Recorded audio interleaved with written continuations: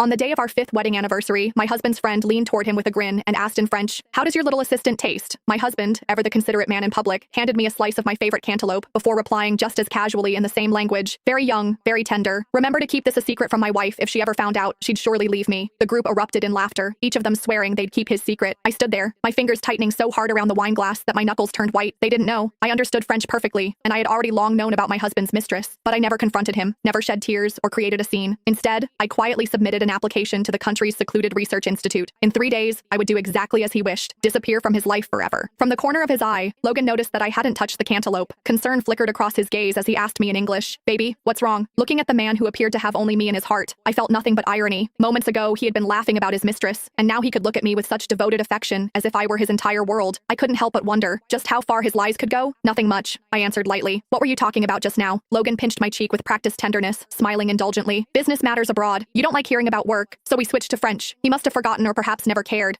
that I had spent time studying in France during university. The air around me suddenly felt suffocating. I pushed him gently aside. "You all continue chatting. I'll go take a walk." Without waiting for his response, I walked straight toward the doors of the banquet hall. As I left, whispers followed me in hushed tones. "That's Mrs. Miranda. She's really lucky. Not only was her wedding the event of the year back then, but every anniversary, Mr. Miranda holds a grand celebration for her. She's truly blessed." Exactly. Why couldn't I meet a man like that? Once, those words of envy would have filled me with sweetness, but now, my heart was nothing but still water. No one knew that the man who supposedly loved me to the point of madness had already betrayed me. Just yesterday, I had planned to surprise him with his anniversary gift ahead of time. I sneaked into his office without telling anyone, intending to give him a pleasant shock. But while waiting, half drowsy inside the storage cabinet, I was jolted awake by the sound of heavy breathing. When I opened my eyes, I saw the man who once swore to love only me pressing his assistant, Angela, against the floor-to-ceiling window. Their bare bodies writhed against the spotless glass, leaving smudged traces of their betrayal. They lingered there, entangled, for 3 full hours before finally dressing and leaving. I couldn't remember how I survived those 3 hours, only the descent from despair and heartbreak into numbness. By the time I walked out of that building, I knew my marriage with Logan was over. A sudden ringtone snapped me from my thoughts. "Arissa, I've already submitted your name to the Research Institute. In 3 days, someone will come to take you. Use these last few days to say goodbye to your family." The word family made my grip on the phone tighten. Ever since my parents' accident 4 years ago, my only family had been Logan, but now, he had betrayed me, and that meant I had no family left at all. "Professor, there's no need. Please just submit a request to erase all of my records," I calmly replied. There was a pause on the other end of the line before my mentor's startled voice came through. "Erase your records? Arissa, do you realize what that means? It will be as if you never existed.